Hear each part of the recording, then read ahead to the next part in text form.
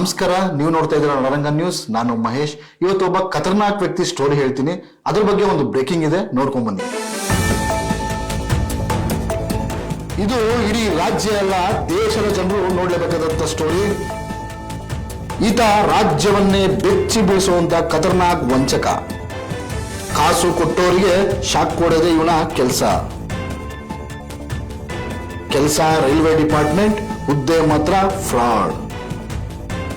ಸರ್ಕಾರಿ ಕೆಲಸದ ಆಮಿಷ ತೋರಿಸಿ ವಂಚನೆ ಕೂಡ ಮಾಡ್ತಾನೆ. ಕೊನೆ ಗಳಿಗೆಯಲ್ಲಿ ಮಾಡ್ತಾನೆ ತನ್ನ ವಿಚಿತ್ರವಾದ ಪ್ಲಾನ್.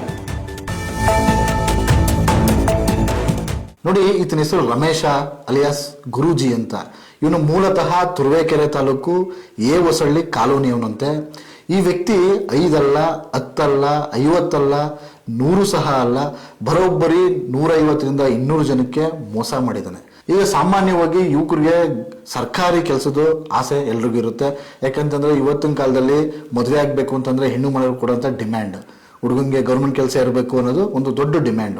ಇದನ್ನೇ ಸಹ ಬಂಡವಾಳ ಮಾಡ್ಕೊಂಡಿರೋಂಥ ಈ ರಮೇಶ ಯಾರ್ಯಾವ ಯುವಕರುಗಳು ಮದುವೆ ಆಗಬೇಕು ಅಥವಾ ಯಾವ್ಯಾವ ಯುವಕರುಗಳು ಅಲ್ಲಿ ಇಲ್ಲಿ ಸಣ್ಣ ಪುಟ್ಟ ಕೆಲಸ ಮಾಡ್ತಾ ಇರ್ತಾರೆ, ಅವ್ರ ತಂದೆ ತಾಯಿನ ಟಾರ್ಗೆಟ್ ಮಾಡ್ತಾ ಬರ್ತಾನೆ.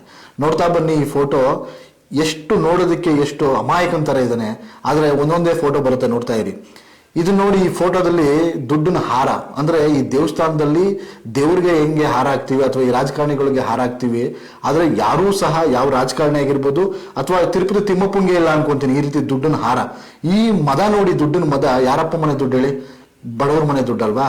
ಆ ಮದದಲ್ಲಿ ದುಡ್ಡಿನ ಹಾರ ಹಾಕೊಂಡು ಕೂತಿರೋ ಸ್ಟೈಲ್ ನೋಡಿ. ಈ ಫೋಟೋ ಪೊಲೀಸರ ಕಣ್ಣಿಗೆ ಬೀಳ್ತಾ ಇಲ್ವ ಅನ್ನೋದೇ ನಮ್ಮ ಪ್ರಶ್ನೆ. ಈ ವ್ಯಕ್ತಿ ಏನ್ ಮಾಡ್ತಾನಪ್ಪ ಅಂತಂದ್ರೆ, ಒಂದು ಜಾಗದಲ್ಲಿ ಅಥವಾ ಬೆಂಗಳೂರಲ್ಲಿ ಒಂದು ಏರಿಯಾಗೆ ಬಂದು ಇರ್ತಾನೆ. ಆ ಏರಿಯಾದಲ್ಲಿ ತನ್ನ ಕೈ ಚಳಕನ ಶುರು ಮಾಡ್ತಾನೆ. ಇವನೇನ್ ಮಾಡ್ತಾನೆ ಅಂತಂದ್ರೆ, ಯಾರು ಗಾರ್ಮೆಂಟ್ಸ್ಗಳು ಕೆಲಸ ಮಾಡೋಂಥವ್ರು ಅಥವಾ ಅಲ್ಲಿ ಇಲ್ಲಿ ಪಾರ್ಟ್ ಟೈಮ್ ಕೆಲಸ ಮಾಡೋಂಥವ್ರು ಅಥವಾ ಅಕ್ಕಪಕ್ಕ ಮನೆಯವರು ಮಕ್ಕಳುಗಳು ಓದ್ತಾ ಇದ್ರೆ, ನಿಮಗೆ ಗೌರ್ಮೆಂಟ್ ಕೆಲಸ ಕೊಡಿಸ್ತೀನಿ, ನಾನು ರೈಲ್ವೆ ಡಿಪಾರ್ಟ್ಮೆಂಟ್ ಕೆಲಸ ಮಾಡ್ತಾ ಇದ್ದೀನಿ ಅಂತ ಒಂದು ಫೇಕ್ ID ಕಾರ್ಡ್ನ ತೋರಿಸ್ತಾನೆ. ಮತ್ತೆ ಆ ವ್ಯಕ್ತಿಗಳನ್ನ, ಆ ಮುಗ್ಧ ಮನಸ್ಸುಗಳನ್ನ ಬಂಡವಾಳ ಮಾಡ್ಕೊತಾನೆ. ಏನಪ್ಪ ಅಂತಂದ್ರೆ, ಕೆಲಸ ಇಷ್ಟ ಆಗುತ್ತೆ ಅಥವಾ 2 ಲಕ್ಷ ಆಗುತ್ತೆ, 3 ಲಕ್ಷ ಆಗುತ್ತೆ ಅಂತ ಡಿಮ್ಯಾಂಡ್ ಮಾಡ್ತಾನೆ. ಸ್ಟಾರ್ಟಿಂಗ್ ಅಲ್ಲಿ ಅವನು ತಗೊಂಡ್ಬರ್ತಾನೆ ಫೈಲ್ಸ್ಗಳು. ಏನ್ ಡಾಕ್ಯುಮೆಂಟ್ ವೆಸ್ಟರ್ನ್ ರೈಲ್ವೆ ಅಂತ ಡಾಕ್ಯುಮೆಂಟ್ ತರ್ತಾನೆ. ಅದನ್ನ ನೋಡುವಂತ ವ್ಯಕ್ತಿಗಳಿಗೆ ಇದು ನಿಜ ಇರ್ಬೋದು, ಅಥವಾ ಏನೋ ಒಂದು ಆಸೆ ಅಲ್ಲ ಸಾರ್ವಜನಿಕರಿಗೆ, ಏನೋ ನನ್ನ ಮಗನ ಗೌರ್ಮೆಂಟ್ ಕೆಲಸ ಸಿಗ್ತಿದೆ ಅಥವಾ ನನ್ನ ತಮ್ಮಂಗೋ ಅಥವಾ ನನ್ನ ತಂಗಿಗೋ ಅನ್ನೋದು ಆಸೆ ಇರುತ್ತೆ. ಇದನ್ನ ಬಂಡವಾಳ ಮಾಡ್ಕೊಳ್ಳೋಂಥ ರಮೇಶ ಫೇಕ್ ಅಪಾಯಿಂಟ್ಮೆಂಟ್ ಲೆಟರ್ ಮತ್ತೆ ತಗೊಂಡ್ಬರ್ತಾನೆ. ಮತ್ತೆ ಫೇಕ್ ಫೈಲ್ ತಂದು ಸೈನ್ ತಗೊಂತಾನೆ. ಈ ಸೈನ್ ತಗೊಳ್ಳುವಾಗ ಅಡ್ವಾನ್ಸ್ ಆಗಿ ಮುಂಗಡವಾಗಿ 1 ಲಕ್ಷನೋ ಅಥವಾ 1 ಲಕ್ಷನೋ ಬೇಕು ಅಂತ ಹೇಳ್ತಾನೆ. ಆ ವ್ಯಕ್ತಿಗಳು ಅಲ್ಲ ಕಷ್ಟಪಟ್ಟು ಚಿನ್ನನೋ ಏನೋ ಮಾರಿ ಆ ವ್ಯಕ್ತಿ ಕೊಡ್ತಾರೆ. ಆ ವ್ಯಕ್ತಿ ಅಲ್ಲಿಂದ ಆಟ ಸ್ಟಾರ್ಟ್ ಆಗುತ್ತೆ ನೋಡಿ. ಯಾರು ಪರಿಚಯ ಮಾಡ್ತಾರೆ ಆ ವ್ಯಕ್ತಿಗೆ ಮತ್ತೆ ಆಮಿಷ ಹುಡ್ತಾ ಬರ್ತಾನೆ. ಏನಂತ, ಈ ಬ್ಯಾಚ್ ಅಲ್ಲಿ ಸರಿಸುಮಾರು 100 ಜನನೋ ಅಥವಾ 50 ಜನನೋ ಬೇಕು, ನನಗೆ ನಮ್ಮ DRM ಯಾರು ರೈಲ್ವೆ ಡಿಪಾರ್ಟ್ಮೆಂಟ್ ಮ್ಯಾನೇಜರ್ ಇರ್ತಾರೆ ಅವರು ನನಗೆ ನೇರವಾಗಿ ಸಂಪರ್ಕಕ್ಕಿದ್ದಾರೆ. ಅವ್ರಿಗೆ ಒಂದು ನನ್ನ ಕಡೆಯಿಂದ ಕೊಟೇಶನ್ ಕೊಟ್ಟಿದ್ದಾರೆ, ಒಂದು 20 ಜನ ಬೇಕು ಅಂತ ಹೇಳ್ತಿದ್ದಾರೆ. ನಿಮ್ಮಲ್ಲಿ ಯಾರಾದರೂ ನಿಮ್ಮ ರಿಲೇಷನ್ಸು ಅಥವಾ ನಿಮ್ಮ ಅಕ್ಕಪಕ್ಕ ಬಂದು ತುಂಬ ಒಳ್ಳೆಯವ್ರಿದ್ರೆ ಹೇಳಿ ನೋಡೋಣ, ಒಂದು 20 ಜನ 5 ಜನ ಅಂತ ಹೇಳ್ತಾನೆ. ಮನುಷ್ಯನಿಗೆ ಆಸೆ ಸಾಮಾನ್ಯ ಅಲ್ವೇನ್ರಿ. ಆದ್ರೆ ಕೆಲಸ ಸಿಗುತ್ತೆ ಅನ್ನೋದಂತೂ ಸತ್ಯ. ಆ ನಂಬಿರ್ತಾರೆ ಅವ್ರ ಜನಗಳು, ಅದನ್ನೇ ಇವ್ನು ಬಂಡವಾಳ ಮಾಡ್ಕೊಳ್ಳೋದು.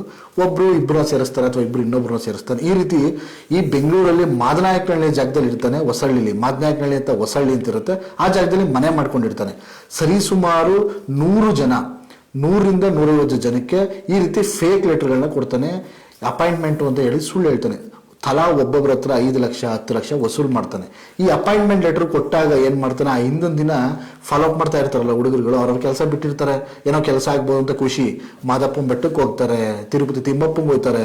ಯಾಕಂದ್ರೆ ನಮ್ ಕೆಲಸ ಆಗುತ್ತೆ ಅಂತ ಖುಷಿ ಇರುತ್ತಲ್ಲ ಯುವಕರಲ್ಲಿ, ಹೋಗ್ತಾರೆ. ಅಂದ್ರೆ ನಂಬಿಕೆನೆ ಬಂಡವಾಳ ಮಾಡ್ಕೊಳ್ಳೋದು. ಇವನು ಹೋಗ್ತಾರೆ.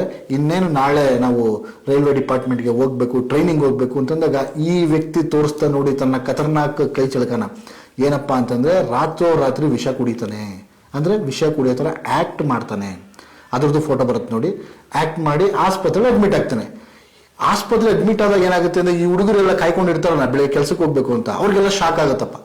ಶಾಕ್ ಏನಂತ, ಸರ್ ಏನಾಯ್ತು ಅಂತಂದ್ರೆ, ನಾನು ದುಡ್ಡು ಕೊಟ್ಟಂತಹ ವ್ಯಕ್ತಿ ಎಸ್ಕೇಪ್ ಆಗ್ಬಿಟ್ಟಿದ್ದಾನೆ, ಅಥವಾ ಫೋನ್ ಸ್ವಿಚ್ ಆಫ್ ಆಗಿದೆ, ಅಥವಾ ಇನ್ನೊಂದು 6 ತಿಂಗಳು ಪೋಸ್ಟ್ಪೋನ್ ಮಾಡ್ತಿದ್ದಾರೆ ಅಂತ ಹೇಳ್ತಾರೆ. ಆಗ ಜನಗಳೆಲ್ಲ ಏನ್ ಹೇಳ್ತಾರೆ, ಅಯ್ಯೋ ಏನ್ ಹಿಂಗಾಗೋಯ್ತಲ್ಲ ಸರ್, ನೀವು ವಿಷ ಕುಡ್ಬಿಟ್ರೆ ಏನಾಗುತ್ತೆ, ಅಟ್ಲೀಸ್ಟ್ ಏನೋ ಹೇಳ್ಬೋದಲ್ಲ ಸರ್ ಏನೋ ಅಂತ ಆ ಸಮಾಧಾನ ಮಾಡ್ತಾ ಬರ್ತಾರೆ. ಅಲ್ಲಿಗೆ ಅವನಿಗೆ 3 ನಾಮ. ಅಲ್ಲಿಂದ ಆಡ್ತಾನೆ ಅವನು. ಸಿಕ್ಕಿಲ್ಲ, ದುಡ್ಡು ಸಿಕ್ಕಿಲ್ಲ ಅಥವಾ ದುಡ್ಡು ಎತ್ಕೊಂಡು ಹೋದ್ರು ಅಂತ ಏನ್ ಮಾಡ್ತಾರೆ?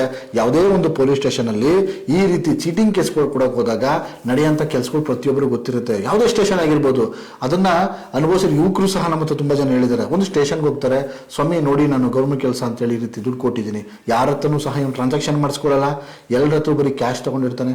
ಜನಗಳು ಹೇಳ್ಬೋದು, 100 ಜನ 100 ಹೇಳ್ಬೋದು, ಏನಂತ ಕೊಟ್ಟವನ್ ಕೊಡಂಗೆ ಈಸ್ಕೊಂಡು ನೀರು ಭದ್ರ ಅಂತ. ಆದ್ರೆ ಕೊಡದಂತಹ ವ್ಯಕ್ತಿ ತನ್ನ ಆಸೆ, ಒಂದು ಆಕಾಂಕ್ಷೆಗಳನ್ನ ಕೊಟ್ಟಿರ್ತಾನೆ ದುಡ್ಡನ್ನ. ಆದ್ರೆ ಅದನ್ನೇ ಬಂಡವಾಳ ಮಾಡ್ಕೋತಾನಲ್ಲ ಇವನು. ಇದನ್ನೇ ಪ್ಲಸ್ ಪಾಯಿಂಟ್ ಇವನಿಗೆ. ಸ್ಟೇಷನ್ಗೆ ಹೋದಾಗ ಹೇಳ್ತಾರೆ ಏನಂತ, ನೀವು ದುಡ್ಡು ಕೊಟ್ರಲ್ವಾ, ಏನ್ ಸಾಕ್ಷಿ ಇದೆ, ಅಥವಾ ಯಾರು ನಮ್ಗೆ ಕೊಟ್ರಿ? ಅವ್ರು ಹೇಳಂತ ವೇಗೆ 1 ದಿನ ಹೋಗ್ತಾನೆ, 2 ದಿನ ಹೋಗ್ತಾನೆ, 3 ದಿನ ಹೋಗ್ತಾನೆ. ಯಾವಾಗ ಈ ಪೊಲೀಸ್ ಸ್ಟೇಷನ್ ಅಲ್ಲಿ ಕೆಲವು ಪೊಲೀಸ್ ಸ್ಟೇಷನ್ಗಳಲ್ಲಿ ಅಳದಾಟ ಮಾಡ್ತಾರೆ, ನೆಕ್ಸ್ಟ್ ಅವ್ರ ವ್ಯಕ್ತಿಗಳು ಹೋಗೋದೇ ಇಲ್ಲ. ಇನ್ನು ಫೋನ್ ಸ್ವಿಚ್ ಆಫ್ ಮಾಡ್ಕೋತಾನೆ, ದುಡ್ಡು ಲಾಯಿಸು. ಎಷ್ಟೋ ಕೆಲವು ವ್ಯಕ್ತಿಗಳು ಈ ಕೃತ್ಯದಲ್ಲಿ ಒಂದಿಬ್ರು ಯುವಕರು ಆತ್ಮಹತ್ಯೆ ಸಹ ಮಾಡ್ಕೊಂಡಿದ್ದಾರೆ. ತುಮಕೂರು ಹತ್ರ ಆತ್ಮಹತ್ಯೆ ಸಹ ಮಾಡ್ಕೊಂಡಿದ್ದಾರೆ. ಏನಕ್ಕಪ್ಪ ಅಂತಂದ್ರೆ ಸ್ಟೇಷನ್ ಕಂಪ್ಲೇಂಟ್ ತಗೊಂಡೋಗ್ತಾರೆ, ರಿಕವರ್ ತೋರಿಸ್ಬೇಕು ಅನ್ನೋದು ಅವ್ರು ನೋಡಲ್ಲ ಅಥವಾ ಅವರು ಫಾಲೋಅಪ್ ಮಾಡಲ್ಲ. ಈ ವ್ಯಕ್ತಿ ಮೂಲತಃ ಶನಿಮಾತನ ದೇವಸ್ಥಾನದ ಪೂಜಾರಿ ಅಂತೆ. ಇದೇ ರೀತಿ ಮಾದನಾಯಕರಲ್ಲಿ ಫ್ರಾಡ್ ಮಾಡಿ ಅಥವಾ ಮೋಸ ಮಾಡಿ ಚಿಕ್ಕಮಂಗ್ಳೂರ್ಗೆ ಹೋಗ್ತಾನೆ. ಚಿಕ್ಕಮಂಗ್ಳೂರಲ್ಲೂ ಸಹ 40-50 ಜನಕ್ಕೆ ಮೋಸ ಮಾಡ್ತಾನೆ. ಅಲ್ಲಿ ಕಣಿವೆ ದಾಸರಳ್ಳಿ ಅನ್ನೋ ಒಂದು ಶನಿಮಾತನ ದೇವಸ್ಥಾನದಲ್ಲಿ ಇವನು ಠಿಕಾಣಿ ಹೂಡಿರ್ತಾನೆ. ಆ ಪೂಜಾರಿಗಪ್ಪಂಗೆ ಗೊತ್ತಿರಲ್ಲ ಇವನು ಮೋಸಗಾರ ಅಂತ.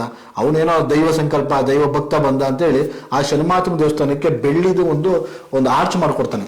ಯಾರ್ದೋ ದುಡ್ಡಲ್ವೇನ್ರಿ, ಮಾಡ್ಕೊಡ್ತಾನೆ. ಮಾಡ್ಕೊಟ್ಟಾಗ ಆ ಪೂಜಾರಪ್ಪಂಗೆ ಆಸೆ ಅಲ್ವಾ, ಯಾರೋ ಒಳ್ಳೆ ಭಕ್ತ ಸಿಗ್ತಾ ಅಂತ ಅವನು ಠಿಕಾಣಿ ಓಡೋಕೆ ಕೊಡ್ತಾನೆ. ಆ ವಿಷಯ ಗೊತ್ತಾದ್ಮೇಲೆ ಅಲ್ಲಿಂದ ಎಸ್ಕೇಪ್ ಆಗ್ತಾನೆ. ಮತ್ತೆ ಮೈಸೂರಲ್ಲಿ ಸರಿಸುಮಾರು 99 ಜನಕ್ಕೆ ಮತ್ತೆ ಅವನು ನಾಮಕಕ್ಕೆ ರೆಡಿ ಆಗ್ತಾನೆ. ಹೆಂಗೆ ಹೇಳ್ತಾನೆ ಅಂತಂದ್ರೆ, ಅಲ್ಲಿ ಒಬ್ಬ ಯೋಗ ಮಾಸ್ಟರ್ ಇರ್ತಾರೆ. ಆ ಯೋಗ ಮಾಸ್ಟರ್ ಮುಖಾಂತರ 99 ಜನ ಹುಡುಗರಿಗೆ ಅಡ್ವಾನ್ಸ್ ಆಗಿ ಮುಂಗಡವಾಗಿ 2 ಲಕ್ಷನ ತಗೋತಾನೆ. ತಗೊಂಡೇನ್ ಮಾಡ್ತಾನೆ, ಮತ್ತೆ ಒಂಟಿಕೊಪ್ಪಲು, ಮೈಸೂರಲ್ಲಿ ಒಂಟಿಕೊಪ್ಪಲು ಆಸ್ಪತ್ರೆಯಲ್ಲಿ ನಿಮಗೆ ಮೆಡಿಕಲ್ ಟೆಸ್ಟ್ ನಡೆಯುತ್ತೆ. ಅದಾದ್ಮೇಲೆ ನೀವು ಟ್ರೈನಿಂಗ್ ಬರಬೇಕು ಅಂತೇಳಿ ಎಲ್ರಿಗೂ ಆಸೆ ಹುಟ್ಟಿಸ್ತಾನೆ. ಎಲ್ಲರೂ ಯುವಕರು ಆಸೆ ಏನೋ ಒಂದು. ಈ ಮೈಸೂರಲ್ಲಿ ಎಷ್ಟೋ ಜನ ಏರ್ಫೋರ್ಸ್ ಕೆಲಸ ಮಾಡ್ತಿರೋಂಥ ರಿಟೈರ್ಡ್ ಮಕ್ಕಳುಗಳು, ರಿಟೈರ್ಡ್ ASI ಮಕ್ಕಳು, ರಿಟೈರ್ಡ್ ಸಬ್ ಇನ್ಸ್ಪೆಕ್ಟರ್ ಮಕ್ಕಳು ಸಹ ಇದ್ರು.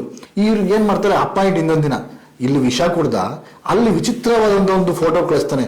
ಯಾವುದೋ ಒಂದು ಅನ್ನೋನ್ ನಂಬರ್ ಇಂದ ಏನ್ ಮಾಡ್ತಾನೆ ಅಂತಂದ್ರೆ, ರಮೇಶ ಅನ್ನೋನು ಸತ್ತೇ ಹೋದ ಅನ್ನೋ ರೀತಿ ಒಂದು ಫೋಟೋ ಕಳಿಸ್ತಾನೆ. ಆ ಫೋಟೋ ನೋಡಿ ನೀವು ಎಲ್ಲರೂ ಶಾಕ್ ಆಗ್ತೀರಾ. ಏನಕ್ಕೆ ಅಂತಂದ್ರೆ, ಆ ಫೋಟೋ ನೋಡ್ತಾ ಇದ್ದಂಗೆ ಯೋಗ ಮಾಸ್ಟರ್ ಸತ್ತೋಗ್ಬೇಕಲ್ಲ. ಯಾಕಂತಂದ್ರೆ ದುಡ್ಡು ಕೊಟ್ಟು 99 ಜನ 2 ಲಕ್ಷ ಅಂತಂದ್ರೆ ಎಷ್ಟಾಯ್ತು ದುಡ್ಡು? 1,80,00,000 ಆಯ್ತು. ಯೋಗ ಮಾಸ್ಟರ್ ತಲೆ ಮೇಲೆ ಚಪ್ಪಡಿ ಕಲ್ ಬಿತ್ತು ಅನ್ನೋ ಲೆಕ್ಕಾಚಾರ ಕೂತ್ಕೋತಾನೆ. ಆದ್ರೆ ಈ ರಮೇಶ ಬದುಕಿರ್ತಾನೆ, ಎಲ್ಲೋ ಒಂದು ಜಾಗದಲ್ಲಿ ದುಡ್ಡನ್ನ ಸೇವ್ ಮಾಡ್ಕೊಂಡು ಬದುಕಿರ್ತಾನೆ. ಇವನು ಹಿಂದೆ ಯಾರ್ಯಾರ ಕೈ ಒಡ ಇದೆ ಅನ್ನೋದು ಗೊತ್ತಿಲ್ಲ, ಅಥವಾ ನಮಗ್ ಬರ್ತಾರ ಮಾಹಿತಿ ಅಂದ್ರೆ ಇವನ್ ಹೆಂಡತಿ ಮಕ್ಕಳು ಎಲ್ಲ ಕೈ ಜೋಡಿಸಿದಾರೆ ಅಂತ. ಈ ಬಗಲ್ಗುಂಟೆ ಹತ್ರ ಯಾವ್ದು ಚಿಕ್ಕಬಾಣವರ ಹತ್ರ ಹೆಸರುಘಟ್ಟ ರೋಡ್ ಚಿಕ್ಕಬಾಣವರ ಇದೆಯಲ್ಲ, ಅಲ್ಲಿ ಅವ್ರ ಫ್ಯಾಮಿಲಿ ಎಲ್ಲ ಸಪೋರ್ಟ್ ಮಾಡ್ತಾರೆ, ಅತ್ತೆ ಮಾವ ಎಲ್ಲ ಸಪೋರ್ಟ್ ಮಾಡ್ತಾರೆ ಅಂತ ಹೇಳ್ತಾರೆ. ಆದ್ರೆ ಇವನ್ ಮೇಲೆ ಒಂದು 4-5 ಕಡೆ FIR ಆಗುತ್ತೆ, ಬಂಧನ ಆಗುತ್ತೆ. ಆದ್ರೆ ಆರಾಮಾಗಿ ಕೋರ್ಟಿಂದ ಬೇಲ್ ತಗೊಂಡು ಈಚೆ ಬರ್ತಾನೆ. ಕೋರ್ಟಿಂದ ಬೇಲಿ ಬಂದ್ಮೇಲೆ ರಾಜರೋಷ ಓಡಾಡ್ತಾನೆ. ಯಾಕಂತಂದ್ರೆ ಜಗಳ ಮಾಡಂಗಿಲ್ಲ, ದುಡ್ಡು ಕಳ್ಕೊಂಡು ಅಂತವ್ರು, ಕೋರ್ಟಲ್ಲಿ ಕೇಸ್ ಇದೆ. ಆದ್ರೆ ಯಾವುದೇ ಸ್ಟೇಷನ್ ರಿಕವರ್ ಸಹ ಮಾಡಲಿಲ್ಲ. ಇದನ್ನೇ ಬಂಡವಾಳ ಮಾಡಿಕೊಂಡು ಇವತ್ತಿಗೂ ಸಹ ರಮೇಶ ಅಲಿಯಾಸ್ ಗುರೂಜಿ ಅನ್ನೋನು ಹಲವಾರು ಯುವಕರಿಗೆ ಇವತ್ತಿಗೂ ಸಹ ವಂಚನೆ ಮಾಡ್ತಾ ಇದ್ದಾನೆ ಅನ್ನೋದು ಕಂಡು ಬರ್ತಾ ಇದೆ. ದಯವಿಟ್ಟು ನಮ್ಮ ವಾಹಿನಿಯ ಮುಖೇನ ಏನ್ ಹೇಳ್ತಾ ಇದೀವಿ ಅಂತಂದ್ರೆ, ಈ ವ್ಯಕ್ತಿ ತಮ್ಗೆ ಎಲ್ಲರೂ ಕಂಡಲ್ಲಿ ಹತ್ತಿರದ ಪೊಲೀಸ್ ಸ್ಟೇಷನ್ಗೆ ಹೋಗಿ ದೂರು ನೀಡಿ, ಅಥವಾ ಯಾರೂ ಸಹ ಇವನಿಗೆ ದುಡ್ಡು ಕೊಟ್ಟು ಕಳ್ಕೋಬೇಡಿ. ಯಾಕಂತಂದ್ರೆ ಇವನ್ ಯಾರಿಗೂ ಸಹ ಸರ್ಕಾರಿ ಕೆಲಸ ಕೊಡ್ಸಲ್ಲ, ಆ ರೀತಿ ನಂಬಿಸ್ತಾನೆ. ಕೊನೆಯದಾಗಿ ಕೊಡೋದು ನಿಮ್ಗೆ ಚಂಬಷ್ಟೇ, ಯಾವುದೇ ಕಾರಣಕ್ಕೂ ಕೆಲಸ ಅಂತೂ ಕೊಡ್ಸಲ್ಲ. ಇವನು ನೋಡೋದಕ್ಕೆ ಈ ರೀತಿ ಇದ್ದಾನೆ, ಆದ್ರೆ ದೊಡ್ಡ ಖತರ್ನಾಕ್ ಅಂತಾನೆ ಹೇಳ್ಬೋದು. ಇವನು ಆಂಧ್ರ ಪ್ರದೇಶ, ಕರ್ನಾಟಕ, ತಮಿಳುನಾಡು ಈ ಭಾಗದಲ್ಲಿ ಸುಮಾರು ಜನಕ್ಕೆ ವಂಚನೆ ಮಾಡ್ತಾರೆ ಅಂತ ತಿಳಿದು ಬರ್ತಾ ಇದೆ. ದಯವಿಟ್ಟು ವೀಕ್ಷಕರು ಆದಷ್ಟು ಇವನು ಫೋಟೋನ ಎಲ್ಲ ಕಡೆ ಶೇರ್ ಮಾಡಿ, ಹಲವಾರು ಯುವಕರು ಇವನಿಂದ ಮೋಸ ಹೋಗೋದು ತಪ್ಪಲಿ. ಯಾಕಂತಂದ್ರೆ ಒಬ್ಬ ಯುವಕ ಅಯ್ಯೋ ನಂದೇನೋ ಒಂದು 5 ಲಕ್ಷ ಹೋಯ್ತು ಅಥವಾ ಯಾವುದೋ ಒಂದು 5 ಲಕ್ಷ ಹೋಯ್ತು ಅಂತ ಅನ್ಕೊಂತಾ ಇದ್ರೆ, 100 ಜನಕ್ಕೆ ಇವನು ಮೋಸ ಮಾಡ್ತಾ ಬರ್ತಾನೆ, 100 ಫ್ಯಾಮಿಲಿನ ಬೀದಿ ತರ್ತಾನೆ. ಆದ್ರೆ ಇವನ್ ಫ್ಯಾಮಿಲಿನ ಮಾತ್ರ ಸೆಕ್ಯೂರ್ ಮಾಡ್ತಾ ಬರ್ತಾನೆ. ದುಡ್ಡನ್ನ ಬೇರೆ ಬೇರೆ ಕಡೆ ಹೂಡಿಕೆ ಮಾಡ್ತಾ ಬರ್ತಾನೆ. ಇವನಿಗೆ ಸಾಮಾನ್ಯವಾಗಿ ಜನಗಳ ಹೇಳೋ ಪ್ರಕಾರ 2-3 ಮದುವೆ ಆಗಿದೆ ಅನ್ನೋದು ಸಹ ಬರ್ತಾ ಇದೆ. ಅದನ್ನ ಸಲ್ಲ ಅಕ್ಕಪಕ್ಕ ಯಾರು ನಿಮ್ಮ ಮನೆಗಳಲ್ಲಿ ಅಥವಾ ನಿಮ್ಮ ಓಡಾಡಂತ ಜಾಗಗಳಲ್ಲಿ ಈ ವ್ಯಕ್ತಿ ಏನಾದ್ರು ಕಂಡ್ರೆ ಹತ್ತಿರದ ಸ್ಟೇಷನ್ಗೆ ದಯವಿಟ್ಟು ದೂರು ಕೊಡಿ. ದುಡ್ಡು ಕಳ್ಕೊಂಡಿರೋರಿಗೆ ಅಟ್ಲೀಸ್ಟ್ ದುಡ್ಡು ಸಿಕ್ಕಿಲ್ಲ ಅಂದ್ರೆ ಇವನಿಗೆ ಜೈಲ್ಗೆ ಹಾಕಿ ಜನಗಳಿಗೆ ಅಟ್ಲೀಸ್ಟ್ ಒಳ್ಳೇದಾಗ್ಲಿ, ನಾಳೆ ದಿನ ಯಾರಿಗೂ ತೊಂದರೆ ಆಗ್ಬಾರ್ದು ಅನ್ನೋದು ನಮ್ಮ ಉದ್ದೇಶ. ಇದು ಈ 420 ರಮೇಶನ ಸ್ಟೋರಿ. ಮತ್ತೊಂದು ಸ್ಟೋರಿಯೊಂದಿಗೆ ನಿಮ್ಮ ಮುಂದೆ ಬರ್ತೀನಿ. ನಮಸ್ಕಾರ.